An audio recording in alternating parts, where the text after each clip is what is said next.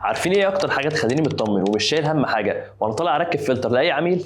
ان الفلتر ده يكون زينو ار او 7 مراحل. والنهارده هنعمل انبوكسنج ليه. مبدئيا الفلتر ده سليم بوكس، يعني حجمه صغير وشيك جدا، والمفاجاه ان سعره اقتصادي ومنافس جدا مقارنه باي فلتر بوكس تاني. خامته اي بي اس، امنه صحيا تماما وضد الكسر، والاهم ان الشمع بتاعه كومباكت مقفول على نفسه ومفيش هاوسنج يتفك ويسرب ميه، ومستحيل تتكون جواه اي بكتيريا. هنا بقى المعادله الصعبه، ازاي فلتر شيك وكومباكت وفي نفس الوقت ار او وبيديك تنقيه اعمق وامان اعلى؟ طب يعني ايه ار او؟ ده الممبرين. المرحله دي مسامها دقيقه جدا، بتوصل لواحد من 10000 مايكرو، يعني بتعزل كل الاملاح الضاره، المعادن الثقيله والميكروبات، وبتطردها في الصرف وبتدي لك ميه نقيه تماما. هتقول لي طب ما الار او كده شال كل الاملاح حتى المفيده. هقول لك هنا بيجي دور مرحله الالكالاين بلس. المرحله دي بتاخد الميه النقيه وترجع لها المعادن المفيده اللي جسمك محتاجها بنسب دقيقه زي الكالسيوم والمغنيسيوم، والاهم انها بتظبط قلويه الميه او البي اتش عشان ترفع مناعتك وتحسن الهضم. فلتر زينو تركي 100%، وعشان المنظومه دي تشتغل صح وتعيش معاك عمر افتراضي اطول،